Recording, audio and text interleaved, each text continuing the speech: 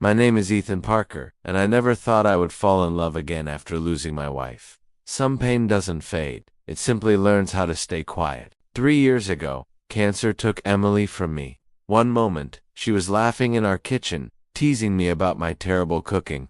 The next, I was sitting beside her hospital bed, holding her hand, begging time to slow down. When she left, it felt like the world kept moving while mine froze in place. After that, life became survival. Wake up, make breakfast, pack lunch, walk my daughter Lily to school, go to work, come home, repeat. I wasn't living, I was existing. At night, after Lily fell asleep, I sat alone in the living room, staring at Emily's photograph on the mantel. Her smile was frozen in time, untouched by illness, untouched by pain. Some nights I whispered her name into the silence. Other nights, I just stared, afraid that if I stopped, she would disappear completely. People told me I was strong. They didn't see the quiet loneliness. They didn't see the way grief settled into every corner of my life. Then came the community fundraiser. Lily's school needed someone to organize a small charity event. A local wedding planner had been hired, and parents were asked to volunteer.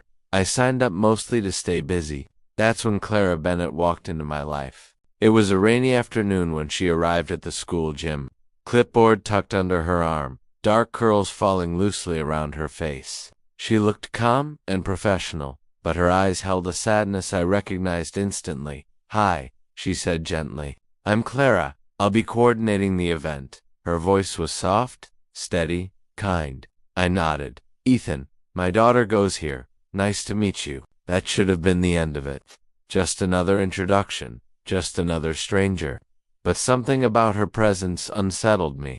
As we worked, setting up tables and hanging lights, silence settled comfortably between us. It wasn't awkward. It simply existed, like we both understood that words weren't always necessary. Later that evening, Lily tugged at my sleeve. "Daddy, I like her." "Why?" "She looks sad like you, but she still smiles."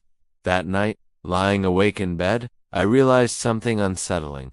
For the first time in 3 years, someone had walked into my life and made me feel something again. Over the following weeks, Clara and I worked together almost daily. Slowly, small conversations grew.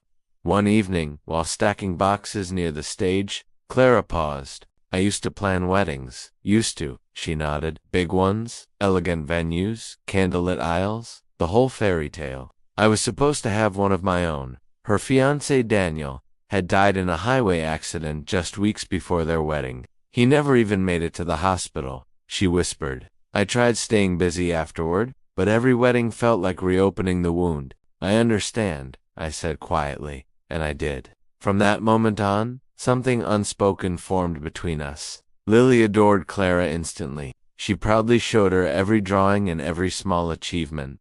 Clara celebrated each one like it truly mattered. One evening, after Clara left, Lily whispered, "Ms. Clara makes the house feel happy again." Her words stayed with me long after she fell asleep.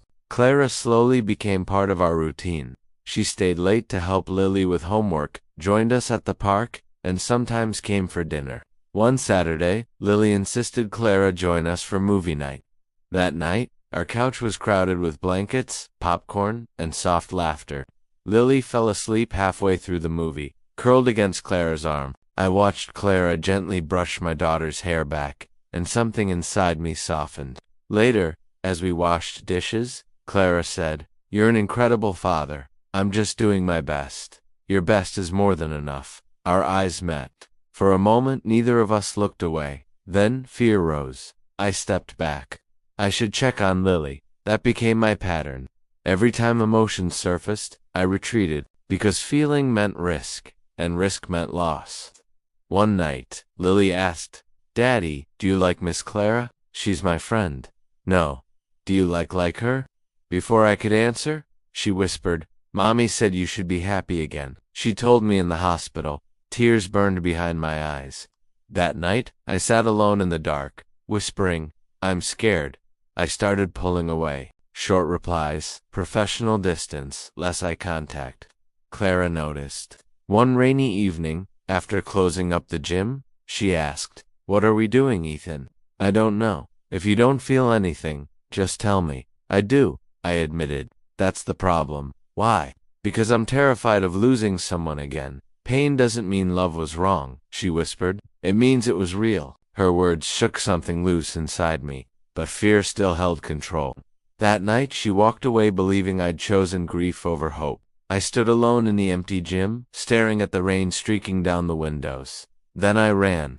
She was nearly at her car when I called her name. I'm scared, I said, but I'm also tired of being empty. She turned, eyes filled with tears. I think I'm falling in love with you. She laughed softly. Took you long enough. We stood there in the rain, holding each other, grief and hope tangled together. For the first time in years, my heart felt alive. The fundraiser night arrived, glowing with music, laughter, and warm light. Lily stood proudly between us, holding both our hands. You're smiling again, Daddy, she whispered. She was right. Later, Clara leaned close. This is the first event that didn't hurt. Sometimes healing doesn't come in dramatic moments. It arrives quietly in shared laughter, small kindnesses, and gentle beginnings. Months later, Lily announced, we're a family now, and somehow, she was right. Love didn't erase grief. It made room for joy beside it. Our mornings are loud now, messy, beautiful. And sometimes, late at night, Clara and I sit quietly, not missing what we lost, but grateful for what we found. Because sometimes, two broken hearts don't shatter. They fit